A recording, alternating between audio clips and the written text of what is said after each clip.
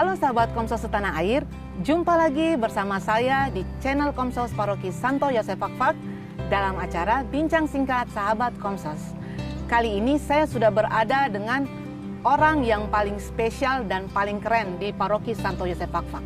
Ya, langsung saja biar tidak penasaran, kita sapa. Selamat sore Pastor. Selamat sore, V. Apa kabar Pastor? Baik. Ya. Di sebelah saya ini sudah ada Pastor John Tala PR. Tapi lebih sering kita sapa dengan sebutan Pastor JT. Jadi JT itu kependekan dari John Tala, bukan John Travolta. Ya Pastor, saya mau bertanya ke Pastor. Ya. Memilih menjadi imam ini kan tidak mudah. Nah, alasannya Pastor memilih untuk menjadi imam. Baik sahabat Komsos yang terkasih, memilih menjadi imam bukan terjadi secara kebetulan, tetapi ini adalah satu panggilan yang mungkin sejak kecil dan dalam perjalanan waktu kurang dirasakan bahwa Tuhan memanggil dan menyapa, tapi ada saat-saat tertentu melalui pengalaman-pengalaman tertentu pada akhirnya Tuhan memanggil untuk menjadi pelayannya. Jadi ini adalah sebuah panggilan Tuhan, bukan merupakan pilihan dari sekian pilihan, tetapi merupakan satu panggilan Tuhan sendiri kepada saya untuk menjadi pelayan Tuhan. Nah, Pastor, sebelum kita memulai ke pertanyaan berikutnya, saya minta Pastor memperkenalkan diri. Pastor ini asli dari mana? Baik, nama saya Pastor John Tala Projo, Imam Keuskupan Ruteng.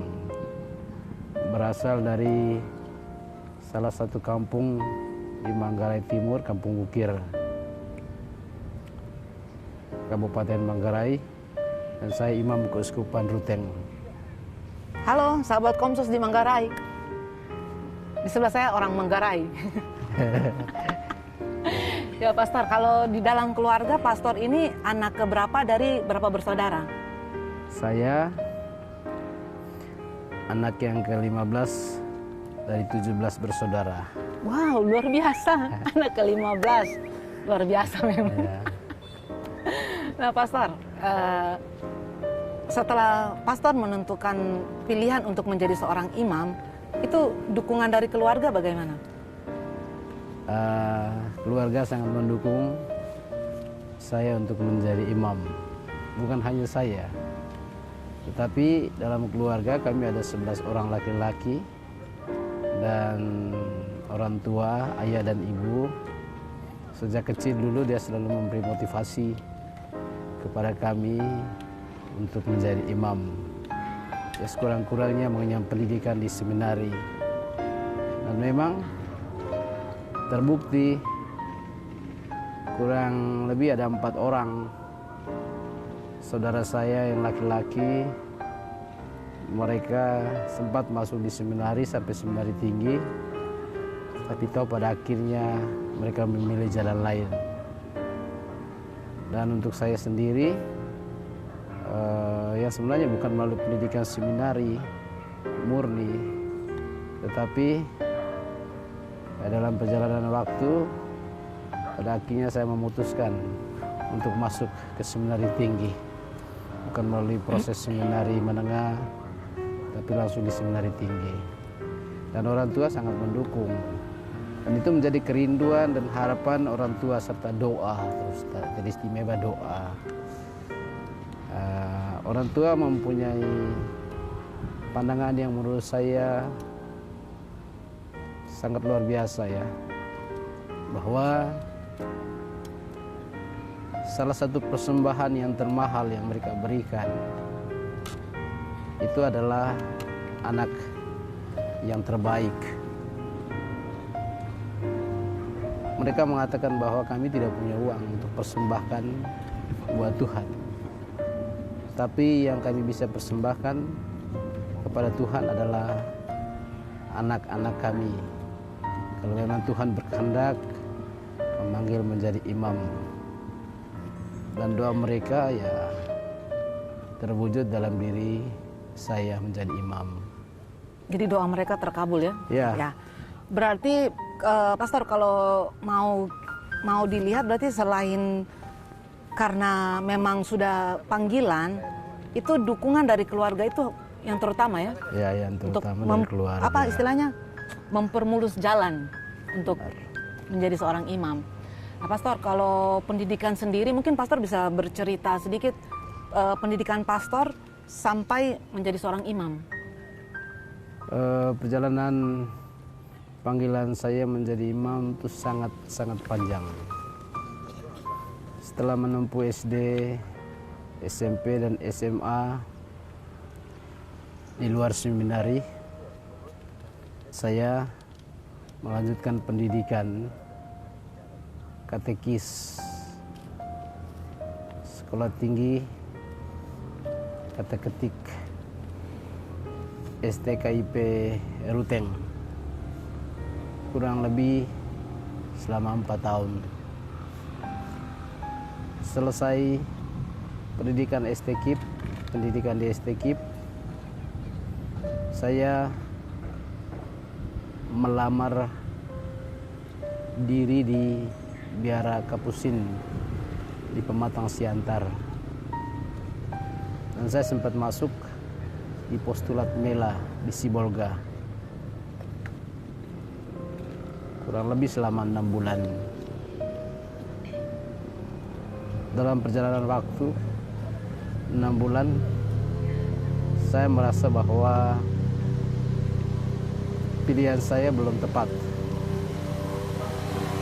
Karena itu saya mengambil keputusan untuk mencari jalan lain. Sebentar Pastor, berarti ini dalam perjalanan pendidikan sempat ragu-ragu juga ini? Ya. Oh iya. Nah, Oke, lanjut Pastor. dalam perjalanan waktu saya memilih jalan lain. Saya coba bekerja dan mengabdi menjadi seorang wira swasta, bukan menjadi seorang katekis. Padahal latar belakang pendidikan saya itu katekis. Tapi saya tidak tahu mengapa saya mengambil keputusan seperti itu. Saya coba mau berwira swasta dalam dunia usaha bisnis. Saya bekerja di perusahaan ekspedisi muatan pesawat udara, dan kebetulan pada waktu itu punya kakak saya, dan yang sebagai manajernya saya. Berarti sempat jadi Ketika manajer itu, juga ya, luar biasa. Berarti ini kita bisa belajar ilmu tentang manajer. Ya. Di sana saya belajar banyak bagaimana berbisnis, bagaimana berelasi dan berkomunikasi dengan banyak orang. Kurang lebih selama setahun, saya merasa bahwa kerjaan yang saya jalankan itu belum memberikan ketenangan dan kenyamanan bagi kepuasan batin saya. Karena itu waktu itu pernah ditawarkan juga sesudah itu untuk menjadi pegawai negeri sipil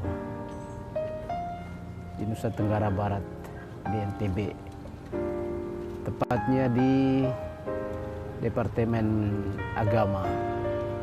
Karena memang ketika itu di Depak Provinsi Nusa Tenggara Barat kekurangan tenaga katekis, guru agama.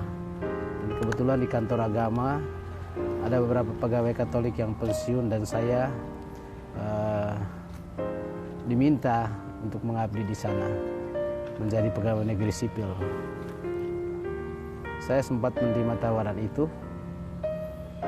Dalam beberapa waktu bekerja, tapi saya lagi-lagi merasa tidak nyaman menjadi seorang pegawai negeri sipil.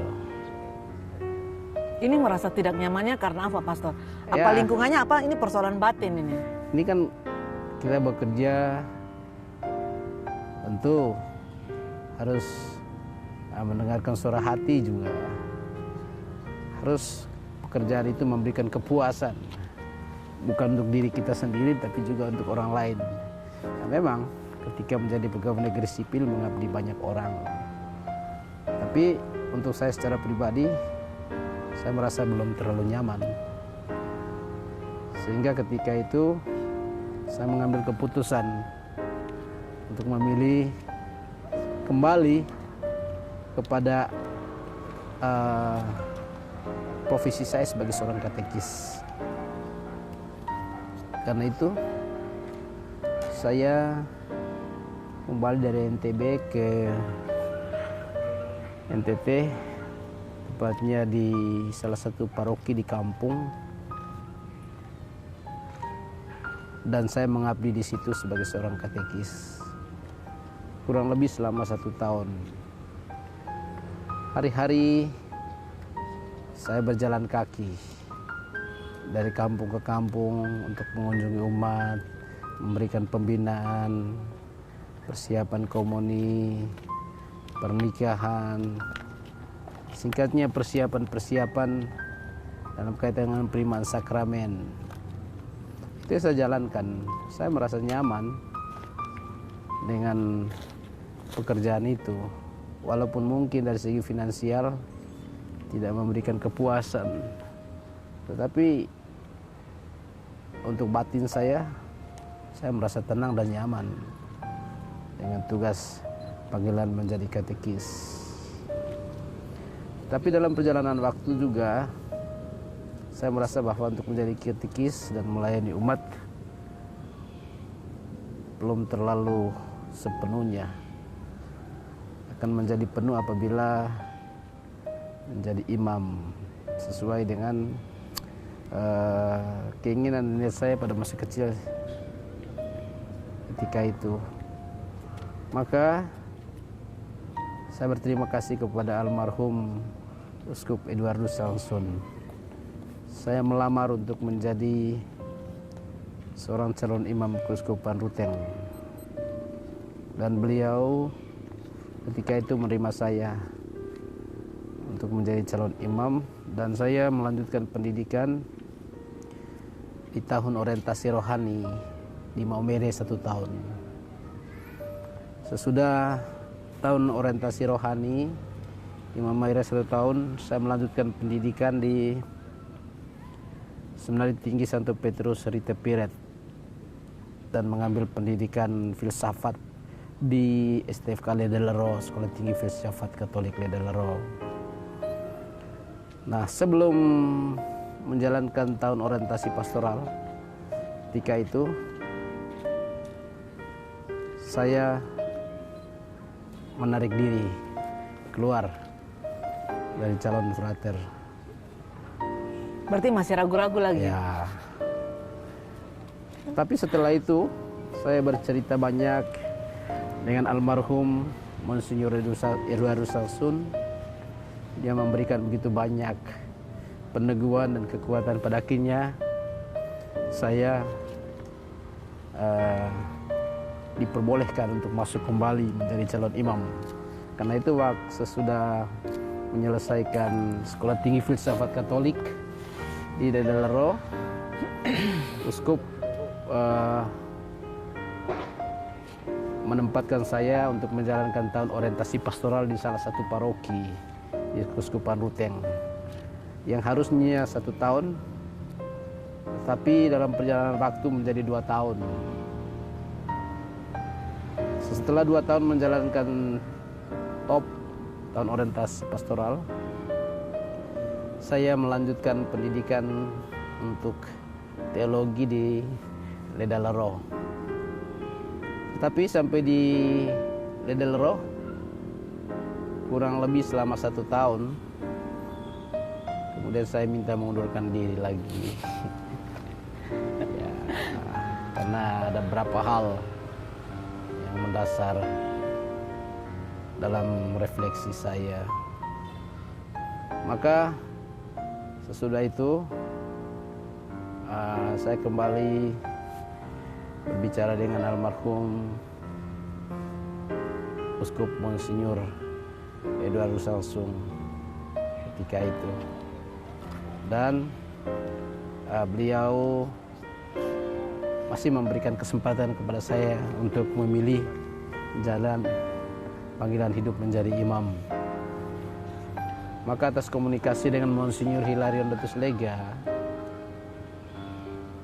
di tahun 2006, saya untuk ketiga kalinya menjalankan tahun orientasi pastoral itu di Seminari Petrus Van Diepen, kurang lebih selama 1 tahun. Tapi dalam refleksi, saya merasa bahwa belum matang untuk melanjutkan pendidikan teologi. Saya tambah lagi 1 tahun. Jadi tahun orientasi pastoralnya itu panjang, 4 tahun, yang seharusnya 1 tahun. Kemudian TOK 1 tahun, tapi saya menambah waktu menjadi 4 tahun. Sesudah 4 tahun menjalankan, sesudah di Seminari Petrus Van Diepen 2 tahun, saya melanjutkan pendidikan teologi di STFT Jayapura, dan saya jalani itu selama 2 tahun. Sudah menyelesaikan studi STFT teologi, saya langsung ditabiskan menjadi diakon, karena saya merasa bahwa saya sudah bisa. Ini ditabiskan di mana? Di Jayapura. Di Jayapura. Oh, di Jayapura. Nah, ketika itu bersama dengan 3 orang teman dari OFM di Jayapura di Sentani. Kemudian saya ditempatkan untuk praktek diakonat di Keuskupan Ruteng, tepatnya di Paroki Roh Kudus Labuan Bajo Komodo. Di situ kurang lebih selama 2 minggu saya menjalankan tahun diakonat yang seharusnya 6 bulan, tapi saya menjalankan 2 minggu.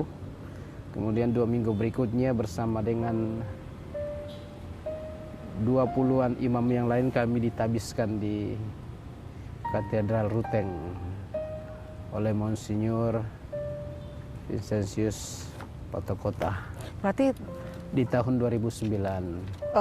waktu untuk menjadi diakon itu pendek banget ya, pastornya? Cuma Sangat 2 minggu pendek, ya? 2 minggu yang Langsung seharusnya ditabiskan? 6 bulan. Iya. Luar biasa memang. Iya.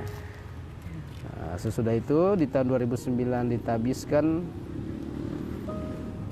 surat keputusan Uskup Ruteng ketika itu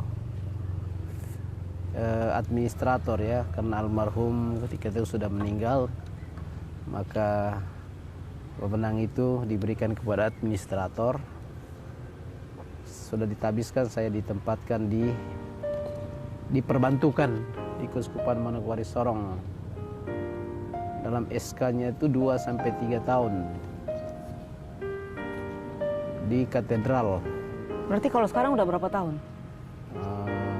Dari 2009 sampai dengan 2021 ya udah. Berapa? 2021 kurang 2009. Baru 11 tahun. Baru 11 tahun ya. Berarti 11 tahun menjadi imam. Ya, 11 tahun Ya. menjadi imam. Di katedral seharusnya 2009-2011 harus pulang ke Ruteng.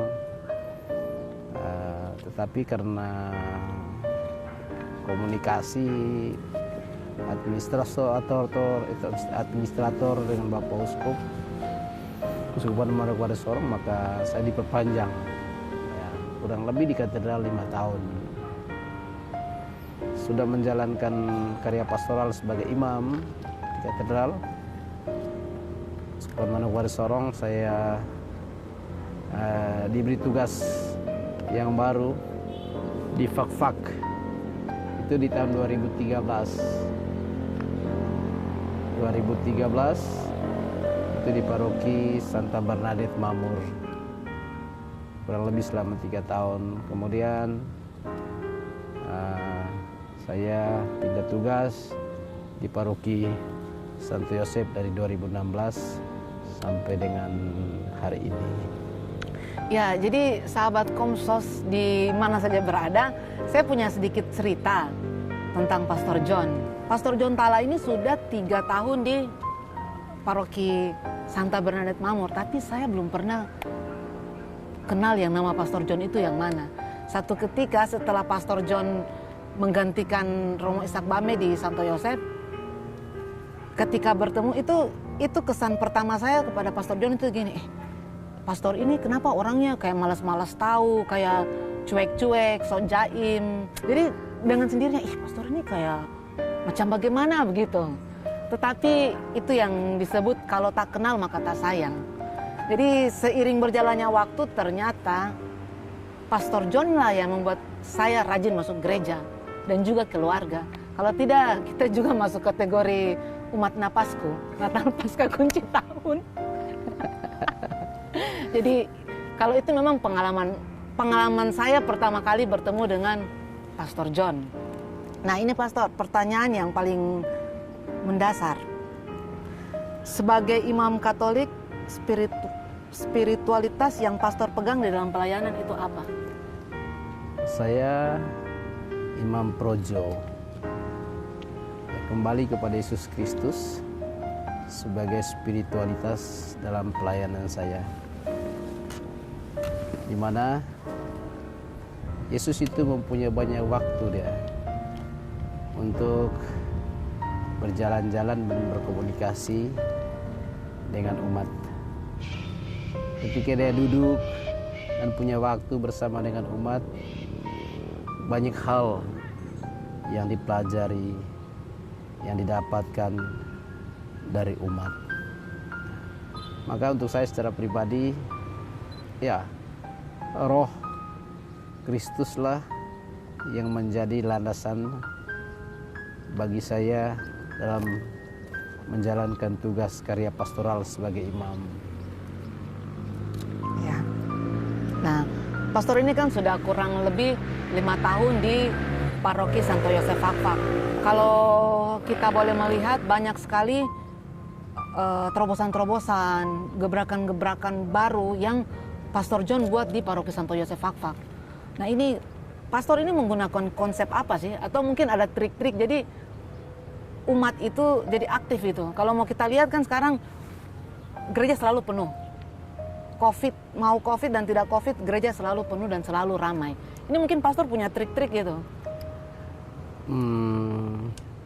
Menurut saya seperti yang saya katakan tadi, bahwa Tuhan Yesus itu menggerakkan hati umat itu bukan dari hal-hal yang bersifat spektakuler, tapi dari hal-hal yang kecil dan sederhana, melalui perjumpaan dalam pengalaman keseharian bersama dengan umat. Ketika saya mengunjungi umat, sampai di dapur bercerita dengan mereka, atau ke kebun, atau dengan cara kehidupan mereka, maka dengan sendirinya mereka merasa disapa. Saya tidak pernah memaksa umat untuk datang sembahyang. Bahkan untuk menghimbau mungkin kurang. Tapi mungkin umat punya kesadaran ketika saya hadir dan ada bersama dan mereka, maka dengan sendirinya hati nurani mereka tergerak. Mengapa pastor datang ke rumah kami? Ada apa?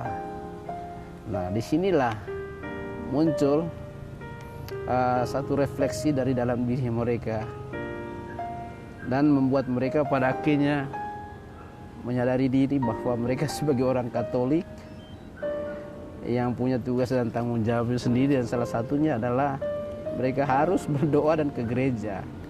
Nah, ini yang saya lakukan selama ini. berjalan, berkomunikasi dengan umat, bercerita, bermain, bercanda, berkelakar dan lain sebagainya. Ya. Kemudian menurut saya coba mengemas karya pastoral ini sesuai dengan konteks budaya dan juga konteks kehidupan hari-hari umat sendiri. Nah, seperti di Paroki Santo Yosef ini, umatnya sangat plural,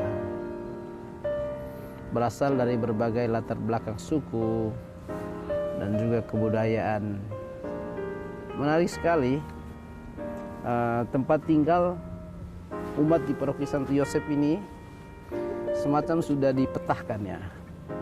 Misalnya orang dari NTT, mereka tinggal di satu kelompok, satu tempat. Orang dari Maluku, satu tempat. Yang Tionghoa, satu tempat. Toraja, satu tempat.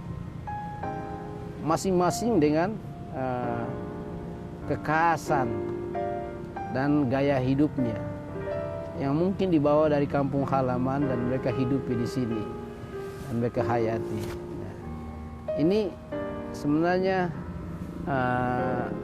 saya coba melihat kekuatan dan potensi-potensi yang dimiliki oleh setiap umat di setiap kelompok-kelompok etnis ini.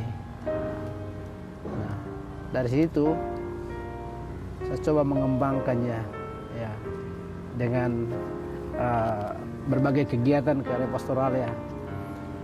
Nah, itu pada awal saya coba mengembangkannya dengan ini misa budaya etnis. Dan sungguh luar biasa tanggapan umat. Umat yang mungkin bertahun-tahun mereka tidak pernah datang sembahyang atau injak gereja, tapi ketika disentuh aspek budaya, maka dengan sendirinya semua berbondong-bondong datang. Umat yang berasal dari etnis tersebut mereka datang ya. Ini juga dalam kaitan dengan jati diri mereka gitu. Yang memberikan semangat bagi mereka untuk menampilkan dirinya di hadapan Tuhan terutama dan juga di hadapan sesama. Nah, ini yang menggerakkan mereka. Nah, ini menjadi daya kekuatan yang sangat dahsyat dalam satu perubahannya kehadiran umat di Paroki Santo Yosef ini. Nah, kalau kita melihat sebelum-sebelumnya gereja yang begitu cantik, indah, kemudian besar, sayangnya umatnya sangat sedikit, bisa hitung dengan jari. Iya. Jadi sahabat Komsos, Pastor John ini salah satu pastor yang membuat gebrakan dengan mengadakan misa inkulturasi, misa budaya. Jadi di sepanjang tahun 2017 itu gereja ini selalu ramai dengan berbagai macam etnis. Pastor, selain itu yang pasti kan selama 5 tahun ini ada suka dan duka. Tapi satu saya mau nanya lagi, bagaimana caranya pastor menghadapi umat yang suka protes dan paling banyak rewel? Ya mungkin seperti kita ini juga umat yang suka protes. Ini gimana pastor menghadapi umat yang sedikit protes seperti kita ini? Baik, saya secara pribadi melihat semua tantangan termasuk kritikan atau protes tadi sebagai hal yang positif ya, untuk sebuah perubahan ya. Karena itu saya sangat welcome dengan umat yang selalu memberikan kritikan. Sakit hati nggak tidak pastor dengan umat yang protes saja melulu? Saya secara pribadi sebagai manusia pasti sakit hati. Tetapi bahwa Tuhan Yesus itu lebih sakit. Dia punya penderitaannya ya kan. Tapi pada akhirnya saya menerima semuanya itu dan memberikan pencerahan kepada umat apa yang mereka usulkan dan kemudian apa yang saya maksudkan. Di kemudian hari baru mereka mengerti dan menyadari ya bahwa ternyata tidak seperti yang mereka bayangkan atau seperti yang mereka protes itu gitu. Contoh dalam kegiatan-kegiatan yang mungkin belum pernah diadakan di Paroki Santo Yosef, kemudian ada punya maksud dan tujuan yang lebih bagus menurut saya, tapi di kemudian hari ketika mereka melibatkan diri masuk di dalam, baru mereka mengerti dan memahami bahwa ternyata maksud dan tujuan seperti itu. Iya, benar tuh Pastor. Jadi apa yang kita lihat itu belum tentu sama dengan realitanya. Jadi Pastor John ini yang terlihat sepertinya cuek dengan gereja, tetapi kita sudah bisa melihat sendiri banyak bukti yang sudah beliau buat. Banyak kegembiraan, banyak keceriaan yang bisa dinikmati oleh hampir semua umat Paroki Santo Yosef Fakfak. Nah Pastor, selain itu Pastor ini kan salah satu orang yang sangat berperan penting di dalam perkembangan Komsos Paroki Santo Yosef Fakfak. Sejak Pastor memimpin Paroki Santo Yosef Fakfak ini, Komsos itu mengalami perkembangan yang luar biasa. Sampai dengan kita membuat channel Komsos Paroki Santo Yosef Fakfak yang sekarang subscribe-nya udah berapa? 4.300. Ya, 4.300 itu sudah 1 tahun belum, Kakak? Belum. Belum sampai 1 tahun, tapi kita sudah bisa mencapai subscribe yang begitu banyak. Terus sudah ditonton sampai ada kali ya 20 ribuan, ada tidak? Ya, lebih. Sekali tayang itu ada yang pernah 20 ribuan lebih, apalagi kalau Pastor John yang pimpin. Itu sampai 20 ribuan lebih. Nah, itu kita sangat berterima kasih sekali. Tapi latar belakang Pastor sendiri mau supaya Komsos itu berkembang sebenarnya tujuannya apa? Padahal kan kalau mau dilihat kita ini kan paroki kecil. Kalau Komsosnya tidak aktif dan tidak berkembang juga ya tidak masalah. Baik. Pewartaan itu kan dengan berbagai cara. Di dunia sekarang ini sangat efektif melalui media. Salah satunya adalah media online. Oleh karena itu menurut saya bahwa supaya pewartaan itu tidak hanya dikhususkan bagi umat di satu paroki, tetapi menyentuh ke siapa saja dan di mana saja apa yang diwartakan dan disampaikan, istimewa melalui pesan-pesan khotbah ataupun kegiatan-kegiatan.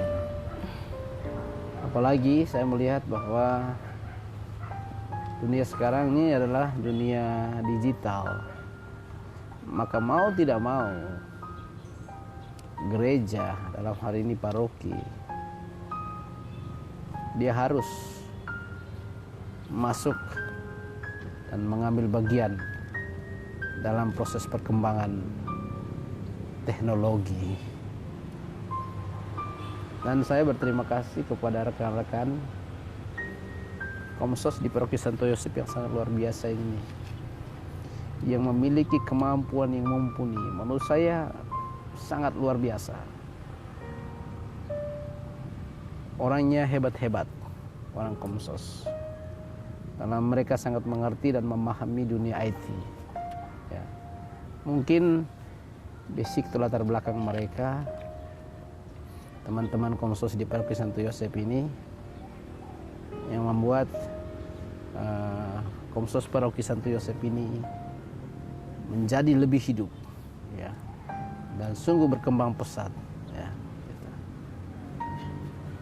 Nah, itu dasarnya. Ya. Mengapa harus kita mengembangkan karya pewartaan melalui media? Iya. Nah ini tadi ada request, ada om-om Komsos yang mau bertanya, yang di belakang layar. Saya berikan kesempatan untuk bertanya sebelum saya bertanya lagi.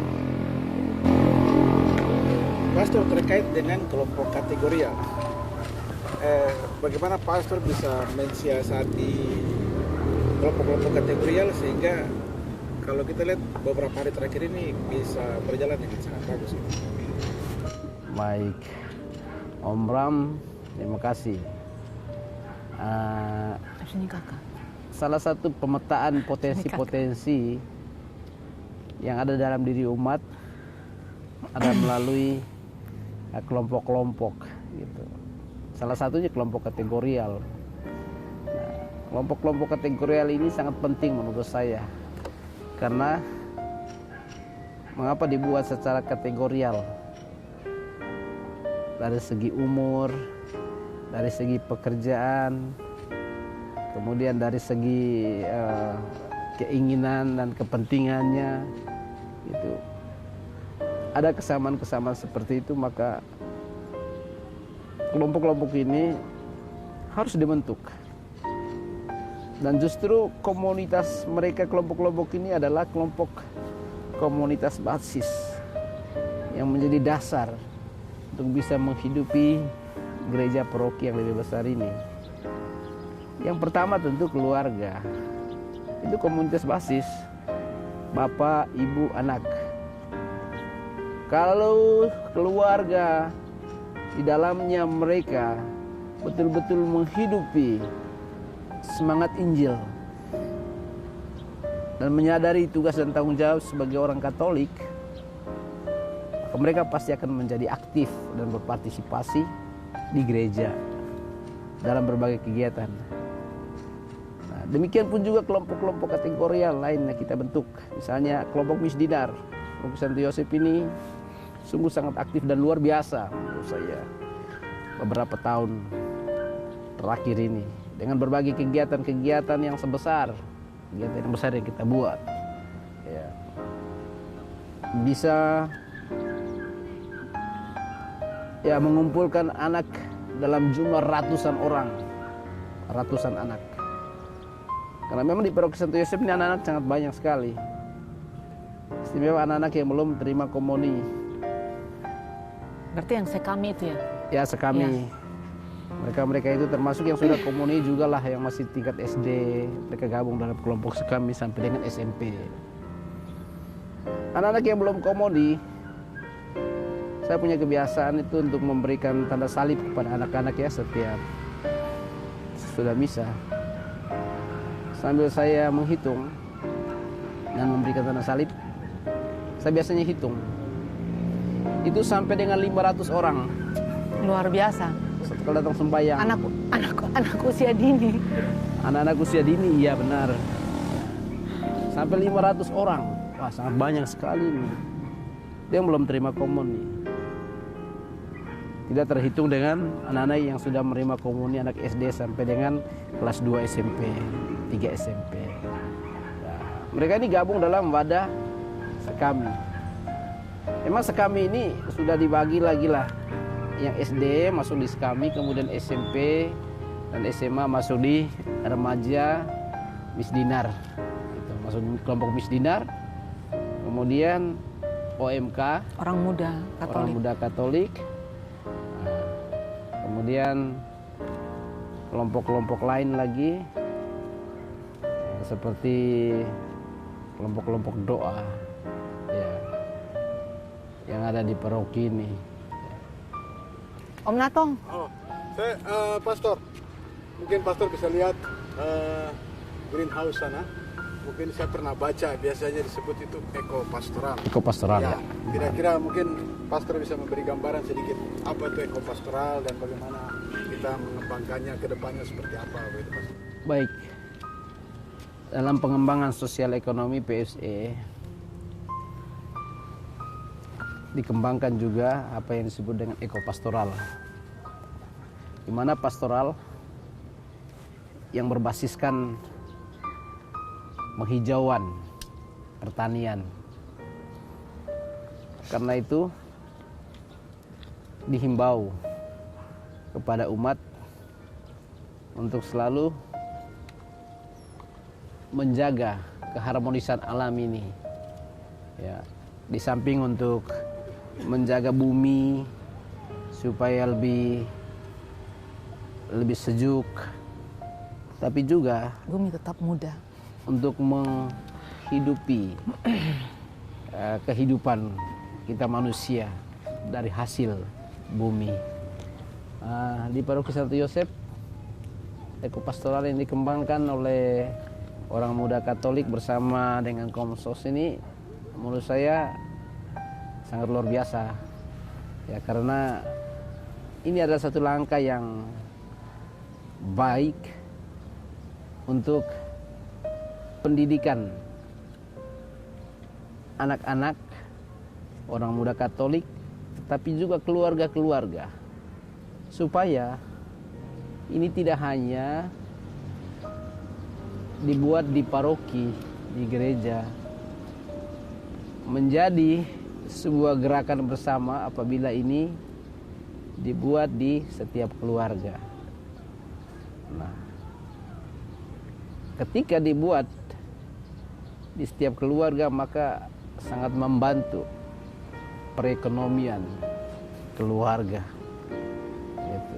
Dan juga melatih anak untuk bertanam, untuk mencintai lingkungan alam dan sekitarnya. Nah, ini menurut saya, karena itu di dalam gereja Katolik juga salah satu program pengembangan sosial ekonomi adalah ekopastoral gitu.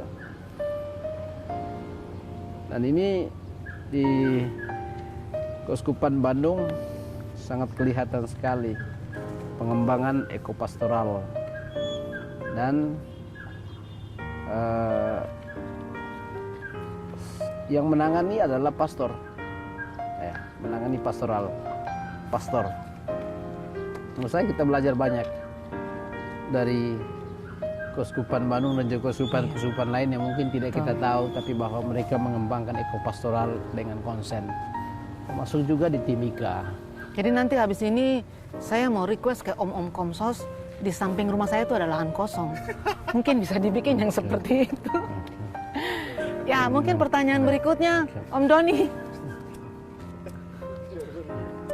Atau mungkin Om Erwin, mungkin ada yang mau ditanyakan kepada Pastor John? Ya, saya ada satu pertanyaan buat Pastor. Kira-kira hal apa yang paling berkesan di pastoral Paroki Santo Yosef ini yang tidak bisa pastor lupakan? Itu saja pertanyaan. Hal yang mengesankan untuk saya di Paroki Santo Yosef dan juga secara khusus di Fak-Fak ini adalah ketenangan dan kenyamanan. Ini yang menurut saya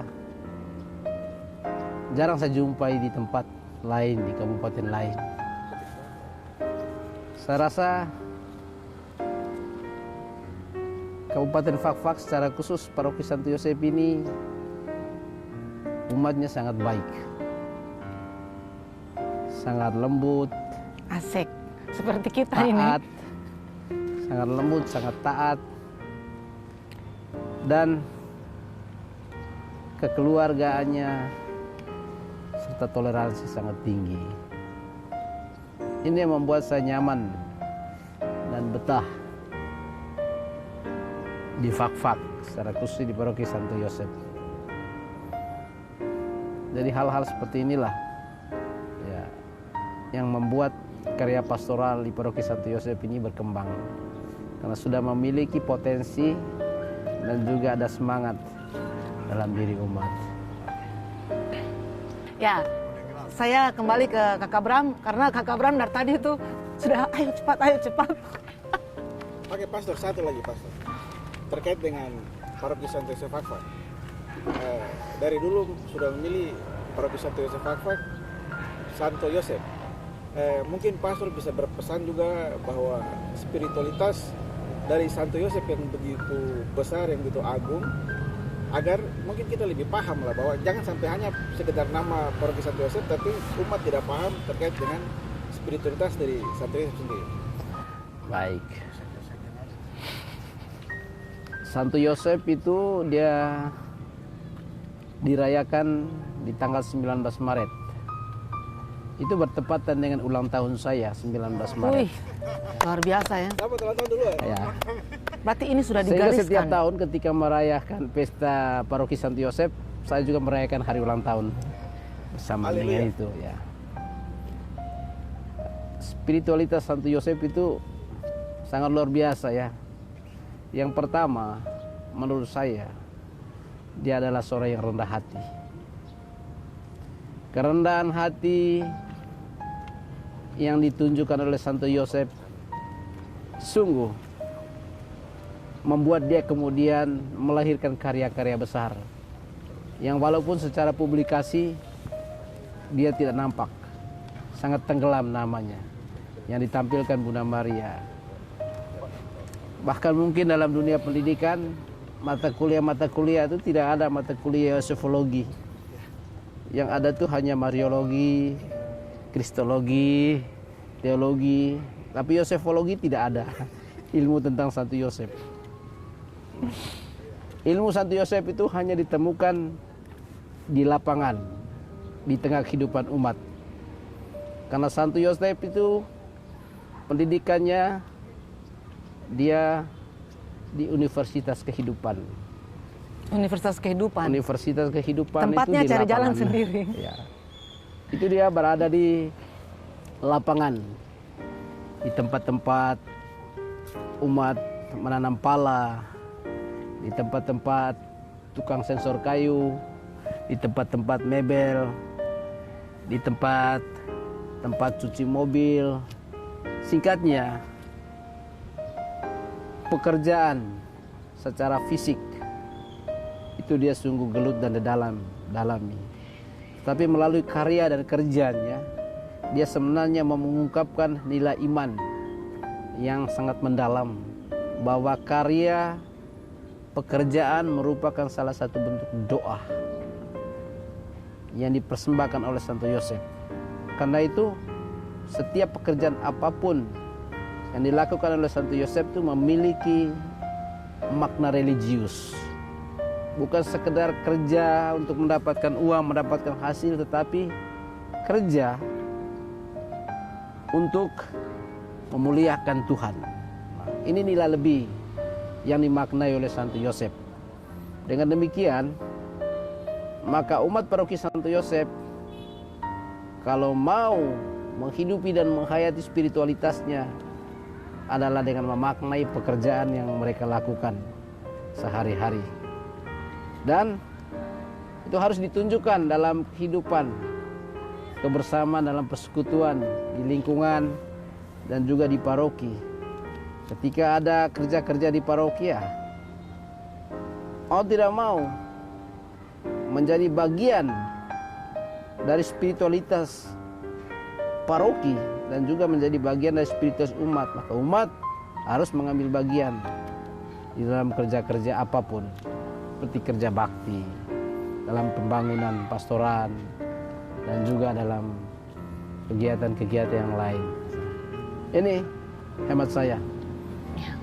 Bagi umat Paroki Santo Yosef harus tunjukkan dalam partisipasi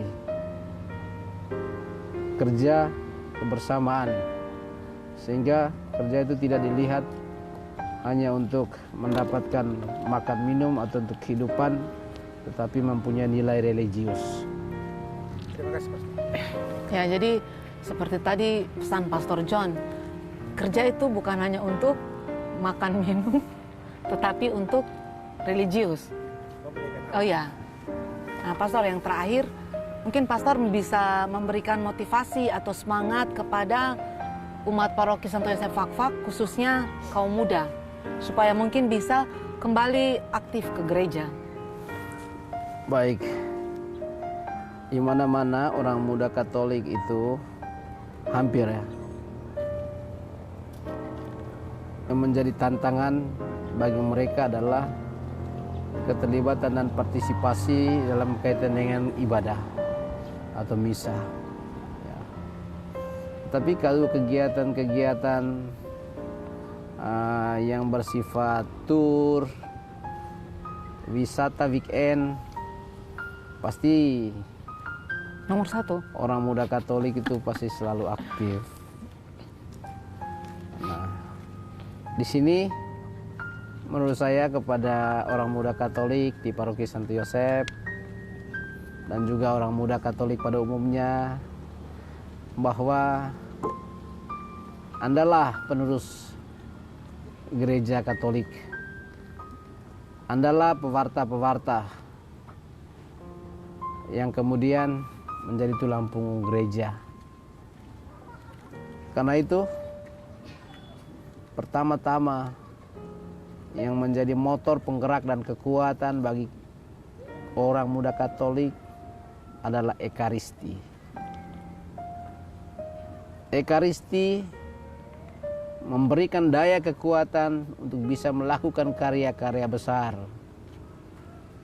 dalam kehidupan dirimu, masa depanmu. Karena itu,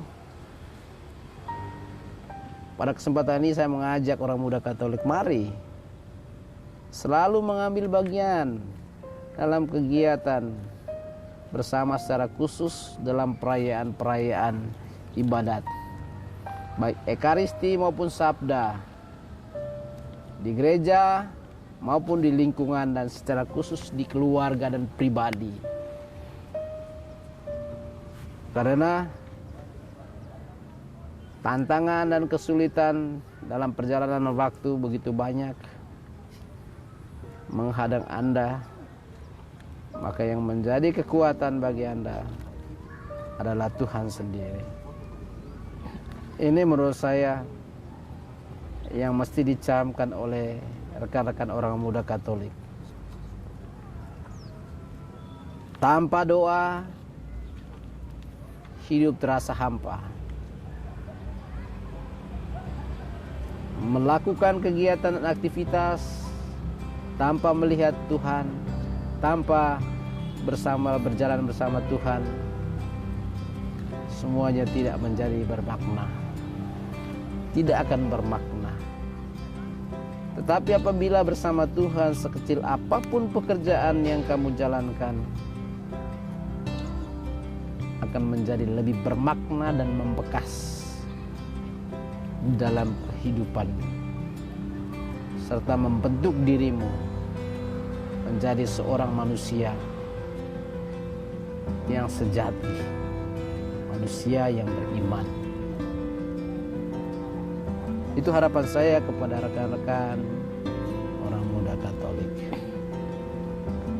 Baik Pastor, terima kasih Pastor sudah meluangkan waktu bersama kami Komsos Paroki Santo Yosef Fakfak dalam acara Bincang Singkat.